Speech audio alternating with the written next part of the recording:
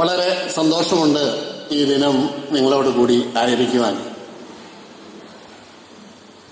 നമ്മുടെ ഈ സമ്മേളനത്തിലായിരിക്കുമ്പോൾ എൻ്റെ മനസ്സിലേക്ക് കടന്നു വരുന്നത് നമ്മുടെ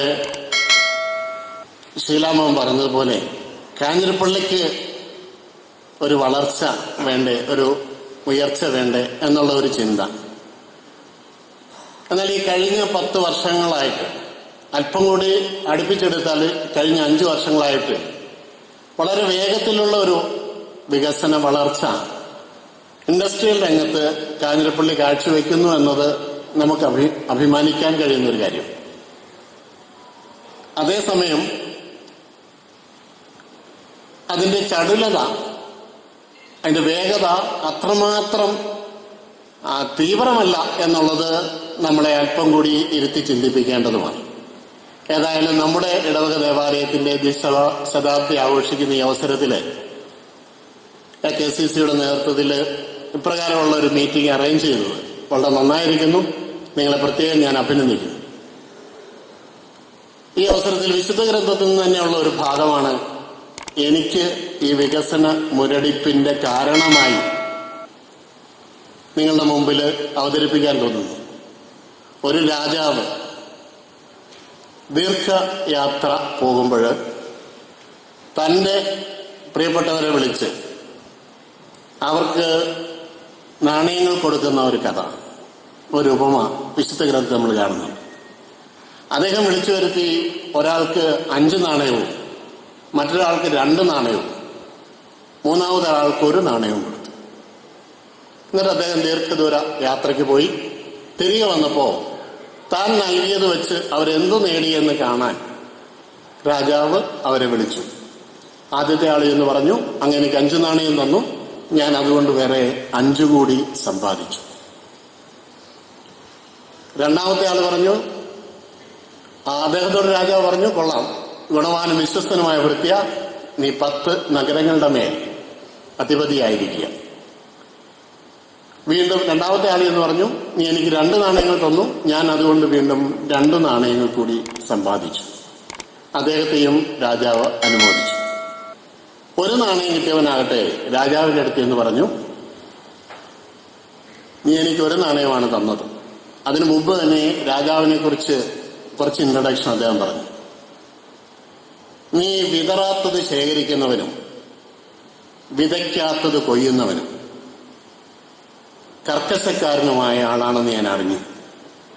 നീ എനിക്ക് 1 നാണയമാണ് തന്നത്, ഞാനത് മണ്ണിൽ കുഴിച്ചിട്ടു, ഇതാ ആ നാണയം നിനക്ക് ഞാൻ തിരികെ തരുന്നു. രാജാവ് പറഞ്ഞൊരു മറുപടി, അതാണ് ഇതിനകത്ത് പ്രത്യേകതയുള്ളത്. അദ്ദേഹം ആ വൃത്തിനോടും അവിടെ ഉണ്ടായിരുന്നവരോടും പറഞ്ഞു, ഞാൻ വിതറാത്തത് ശേഖരിക്കുന്നവനും വിതയ്ക്കാത്തത് കൊയ്യുന്നവനുമാണ് എന്ന് നീ മനസ്സിലാക്കിയിരുന്നു. ഞാൻ കർക്കശക്കാരനാണെന്ന് നീ മനസ്സിലാക്കിയിരുന്നു. പക്ഷെ ഞാൻ തന്ന നാണയം നീ പലിശക്കാരന്റെ അടുക്കലെങ്കിലും കൊടുക്കണമായിരുന്നു. നീ അത് കുഴിച്ചു മൂടാൻ പാടില്ല. എങ്കിൽ അതിന്റെ പലിശയോടുകൂടി ഞാനത് തിരികെ എടുക്കുമായിരുന്നു. പ്രിയപ്പെട്ടവരെ, ഇതുതന്നെയാണ് നമ്മുടെ വികസന മുരടിപ്പിന്റെ കാരണമെന്ന് പറയുക. നമുക്ക് ദൈവം തന്നിരിക്കുന്ന സാഹചര്യങ്ങൾ, നമ്മുടെ കാരണവന്മാർ തന്നിരിക്കുന്ന സൗഭാഗ്യങ്ങൾ, സമ്പത്തൊക്കെ ഉണ്ട്, കഴിവുണ്ട്, ബുദ്ധിയുണ്ട്, മനസ്സുണ്ട്, ആത്മധൈര്യമുണ്ട്, എല്ലാ അനുകൂല സാഹചര്യങ്ങളുമുണ്ട്. പക്ഷേ ഒരു പോസിറ്റീവ് ആറ്റിറ്റ്യൂഡ് നമുക്കില്ല. വിജയിക്കുമെന്ന് ദൈവാശ്രയ ബോധത്തിൽ ഊന്നി നിന്നുകൊണ്ട് വിജയിക്കുമെന്നുള്ളൊരു പ്രതീക്ഷയുടെ, അതുള്ളവരൊക്കെ വിജയിച്ചു പോകുന്നുണ്ട്. അവരൊക്കെ 5 നാണയങ്ങൾ സമ്പാദിക്കുന്നു, അവരൊക്കെ 2 നാണയങ്ങൾ സമ്പാദിക്കുന്നു. പക്ഷെ നമ്മൾ തോക്കുന്നതിൻ്റെ ഒരു കാരണം ഇതാണ്, നമുക്ക് ഈ പോസിറ്റീവ് ആറ്റിറ്റ്യൂഡില്ല. ആ പോസിറ്റീവ് ആറ്റിറ്റ്യൂഡ്, ദൈവാശ്രയ ബോധം, നമ്മിൽ തന്നെയുള്ള വിശ്വാസം, ദൈവം നമ്മിൽ നിക്ഷേപിച്ചിരിക്കുന്ന കഴിവുകളിലുള്ള നമ്മുടെ വിശ്വാസം, അതാണ് നമുക്ക് നഷ്ടപ്പെട്ടിരിക്കുന്നത്. ഈ ആത്മവിശ്വാസവും നമുക്ക് ആവശ്യമാണ്.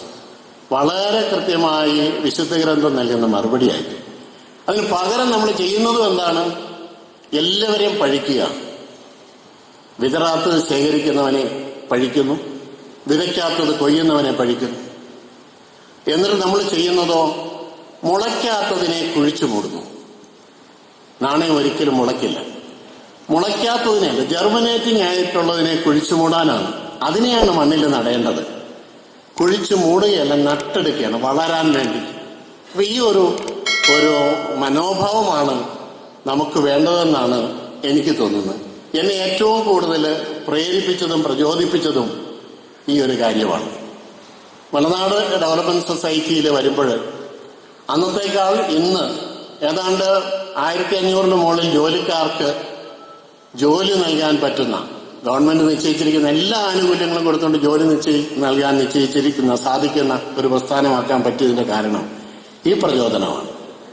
ആളുകളെ മുന്നിലേക്ക് കൊണ്ടുവരാൻ പറ്റുന്നതിൽ കർഷകരെ, തമിഴില് വ്യവസായം എന്ന് തന്നെയാണ് കൃഷിക്കും പറയുക.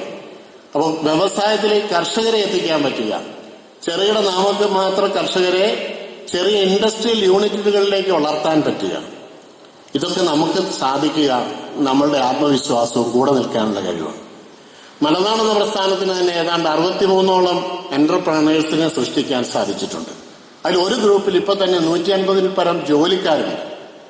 പലയിടത്തും പല അങ്ങനെ ഉണ്ടാക്കപ്പെട്ടിരിക്കുന്ന എന്റർപ്രണർഷിപ്പിൽ 40, 50, 15, 20 ഒക്കെ പല ജോലിക്കാർ, അങ്ങനെ ഒത്തിരി പേര് ജോലി നൽകുന്ന ഒരു സാധ്യത ഉണ്ടായിട്ടുണ്ട്.